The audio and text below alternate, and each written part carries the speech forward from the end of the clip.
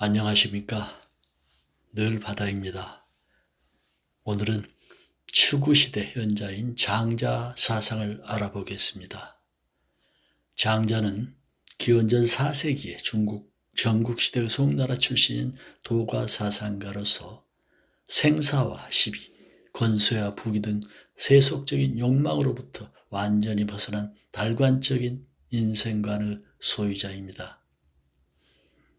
그는 특히 육아사상을 비판하는 대신 노자의 입장을 택했지요.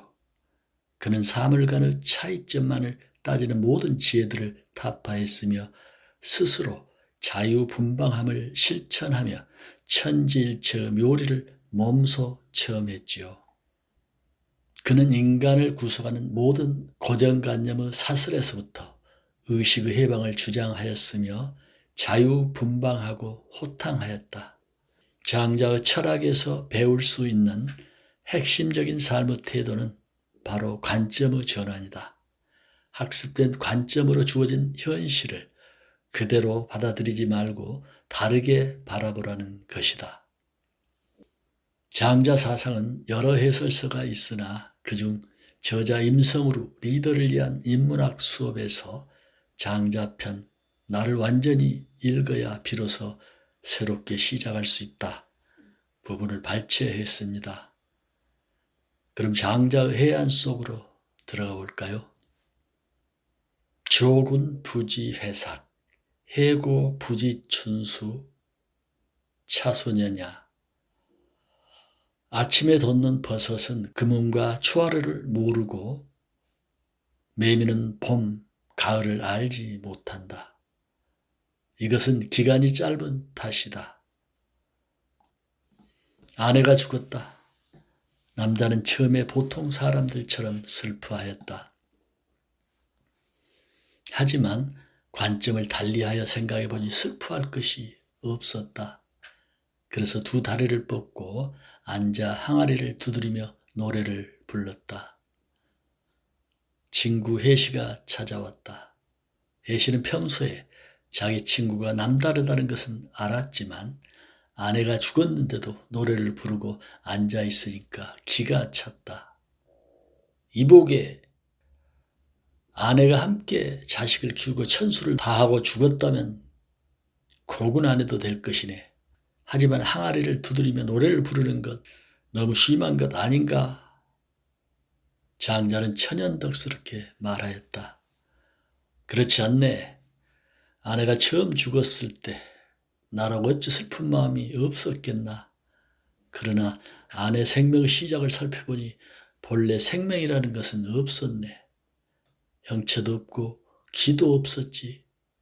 무엇인가 혼돈 속에 섞여 있다가 변해서 기가 생겼고 기가 변해서 형체가 생기고 형체 속에서 생명이 생긴 것이네. 그리고 오늘 다시 변해 죽음이 된 것이지. 이는 추나추동 사계절이 운행하는 것과 같을 뿐이네.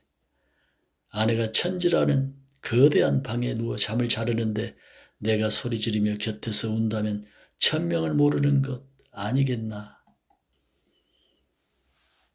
원숭이를 기르는 주인이 아침 먹이로 알밤을 주면서 아침에 3개, 저녁에 4개를 주겠다고 말하였다. 그러자 원숭이들은 모두 성을 냈다. 이에 주인은 아침에 4개, 저녁에 3개를 주겠다고 하였다. 원숭이들은 모두 좋다고 하였다. 작은 지혜는 큰 지혜에 미치지 못한다. 조삼모사, 고사의 유래가 된 우화다. 주인은 알밤을 더 주지 않고서도 원숭이들을 효과적으로 통제할 방법을 고민한다. 애초부터 원숭이들에게 더 많은 알밤을 줄 생각은 없다. 원숭이는 자기보다 어리석은 존재다. 아침에 3개, 저녁에 4개를 주나 아침에 4개, 저녁에 3개를 주나 결과는 똑같다. 달라지는 것이 없다. 주인이 조금만 술수를 쓰면 원숭이들은 눈앞에 보이는 차이에만 정신이 팔려 결국 결과가 같다는 사실을 깨닫지 못한다. 그렇게 주인의 통제에서 여전히 벗어나지 못한다.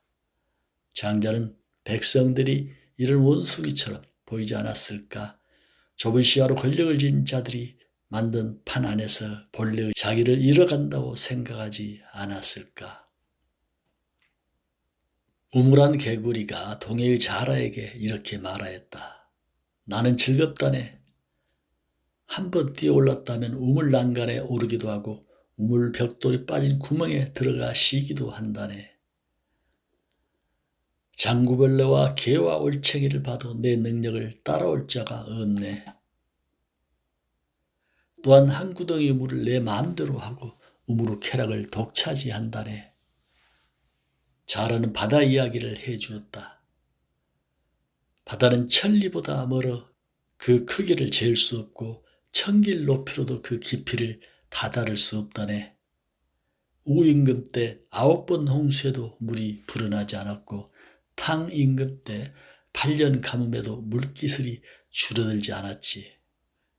시간이 길고 짧음에 따라 변하지 않고 양이 많고 적음에 따라 나아가거나 물러나지 않는 것이 역시 동해의 큰 즐거움이라네. 우물한 개구리는 이 말을 듣더니 안절부절 놀라 정신을 잃었다. 우물한 개구리에게는 우물이 모두가 자기 것이다. 마음대로 뛰어놀고 그 안에 있는 것을 소유한다. 주변을 둘러보아도 자기보다 능력이 더 뛰어난 자가 없다. 세상 편하고 행복하다. 개구리에게는 우물이 자기가 아는 모든 세상이다. 하지만 동해에서 온 자라에게 개구리는 애송이에 지나지 않는다. 바다는 우물을 없애버릴 만한 홍수나 말려버릴 가뭄에도 변화가 없다. 상상조차 할 수 없는 크기이다. 개구리의 두뇌 회로에 이상이 생긴다. 도대체 얼마나 크단 말인가. 진짜 세상을 제대로 알지 못하면 인유에 갇혀 자연으로 돌아가지 않으면 우물한 개구리처럼 제가 아는 좁은 세상이 전부인 줄 알고 날뛰는 우를 범할 수 있다는 것이다. 북해에 한 물고기가 있었는데 이름은 곤이라고 한다. 곤은 그 크기가 몇 천리인지 알 수가 없다. 이것이 변의 새가 되는데 그 이름이 붕이다. 붕의 등 넓이도 몇 천리인가 알 수 없다. 한번 놓아여 날면 그 날개가 하늘에 구름을 들이운 것과 같다. 대붕이 날아갈 때는 물결이 3천리이며 폭풍을 타고 9만리 상공에 올라 6달이 되어야 쉰다. 이쯤 되면 개구리는 기절초풍할 노릇이다. 크기가 몇 천리가 되는 물고기, 그것이 변해서 되는 거대한 붕. 한번 날면 9만리를 날아올라 6달 뒤에나 쉰다니 스케일이 다른 이야기이다. 상상조차 할 수 없는 이야기. 이런 세상이 있을까? 우물 안에만 갇혀있는 기존의 고정관념에 빠져있는 사람들에게는 듣기만 해도 어질어질한 이야기이다. 대붕이 9만리 상공에 오를 때는 그냥 오르는 것이 아니다. 폭풍을 타고 오른다. 대붕은 그 커다란 몸을 끌어올리기에 폭풍을 활용한다. 폭풍이라는 기회를 놓치지 않고 잡는다. 폭풍이란 무엇인가? 시련이다. 정신적인 혼돈이다. 의식의 균열이다. 세상을 다르게 보는 것은 평상시의 편안함에 기대서는 불가능하다. 소지불급대지 소년불급대년. 작은 지혜는 큰 지혜에 미치지 못하고 어린아이는 어른의 지혜에 미치지 못한다. 하루살이는 한 달 뒤의 일을 알지 못한다. 매미는 여름만 알지 다른 계절을 알지 못한다. 뱁새는 관점을 바꾸지 않는 한 죽었다 깨어나도 대붕의 세계를 알 수 없다. 눈먼 사람과는 아름다운 풍경을 함께 즐길 수 없고 귀먼 사람과 음악을 함께 들을 수 없다. 인간 인식의 수준에서도 장님과 귀머리가 있다. 생각의 틀을 바꾸지 않으면 높은 수준의 사람과 함께 대화를 나누는 것조차 힘들다. 남각의 자기가 책상에 기대어 앉아 있었다. 하늘을 우러러 숨쉬며 멍하니 몸을 잊은 듯 했다. 제자인 안성 자유는 앞에 시중 들며 서 있었다가 물었다. 어쩐 일이신가요? 몸은 꼭 마른 고목 같고 마음은 꼭 죽은 재처럼 하고 계시니 말입니다. 오늘 탁자에 기대지 않는 선생님 어제 그 사람이 아닌 것 같습니다. 자기가 말하였다. 너는 현명하게 그것을 질문하는구나. 지금 나는 나를 죽였다. 너는 그것을 아느냐? 관점은 어떻게 변화할 수 있을까? 어떻게 하면 기존과는 다른 새로운 생각을 할 수 있을까? 스승의 몸이 마른 고목 같고 마음은 꼭 죽은 재처럼 변해버렸다. 살아있지만 살아있는 것이 아닌 듯한 낯선 모습. 제자는 당황해서 어제의 선생님이 아닌 것 같다고 말한다. 그런 제자를 칭찬하는 스승. 스승은 말한다. 내가 나를 죽였다고. 여기서 오는 참된 자아, 고정관념과 투쟁하는 나, 절대적인 도우 관점에서의 나다. 니체의 언어를 빌린다면 어린아이와 같은 나다. 상은 무엇인가? 죽이는 것, 장사 지내는 것이다. 어린아이와 같은 본래의 나로 돌아가는 투쟁의 과정, 노력하는 여정이다. 괴테가 파우스트에서 말한 노력하는 한 방황하는 과정이다. 익숙함과의 결별이고 낯선과의 만남이다. 이쯤 되면 아가 어떤 의미인지 눈치챘을 것이다. 아는 세상의 권위와 고정관념에 갇혀있는 나다. 허구적인 자의식, 주인이 아닌 노예 정신이다. 관점의 변화는 기존 노예와 같은 정신의 죽음을 전제로 한다. 나무말에 휘둘리고 권위에 굴복하고 주입된 관념에서 벗어나지 못하면 새로운 관점을 얻기 힘들다.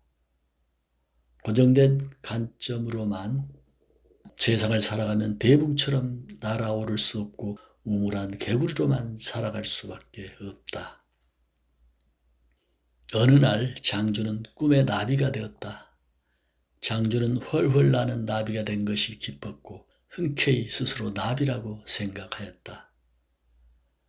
자기가 장주라는 것을 알지 못하였다. 하지만 금방 깨어나자 틀림없이 다시 장주였다. 장주가 꿈의 나비가 되었는지 나비가 꿈의 장주가 되었는지 알 수 없다. 어디까지 관점을 전환할 수 있을까? 장자는 자기가 깨어 살아가는 현실조차 꿈이 아닌가 의심하였다. 꿈에서 나비가 된 장자의 진실인지 나비가 꿈을 꾸어 장자가 된 것이 진실인지 의심하는 것이다. 잠을 자다 깨었을 때 의식이 돌아올 때까지 시간이 걸리는 경우가 있다. 눈을 뜨긴 했지만 의식과 무의식의 경계에 있는 듯 몽롱하다. 천천히 고개를 돌려보면 익숙한 방 안의 물건들이 눈에 들어온다. 내 책상, 의자, 이불, 베개 이런 것들을 보면서 서서히 나라는 존재를 의식한다. 우리가 보고 있는 현실은 어쩌면 꿈이나 감각기관이 만들어낸 허상이 아닐까? 오감으로 들어온 정보를 내서 조합한 가상현실은 아닐까? 데카르트는 모든 것을 의심하고 의심하다가 한 가지 결론에 이르렀다. 나는 생각한다. 그러므로 존재한다. 무엇이 확실한 진실인가? 누구나 믿는 현실까지도 허상이 아닐까 의심할 수 있는 것은 하나의 능력이다. 앞으로 세상은 예측 불가능하다. 소위 전문가들의 예측은 대부분 빗나간다. 세상은 어떻게 변할지 모른다. 어떤 관점으로 세상을 볼 것인가? 자기 삶의 주인으로 살아가려면 반드시 남들의 권위에 따라가는 학습된 것이 아닌 나만의 관점이 필요하며 이는 곧 삶의 지혜라고 생각됩니다. 오늘도 삶에서 일어나는 모든 것에게 사랑하겠습니다. 감사합니다.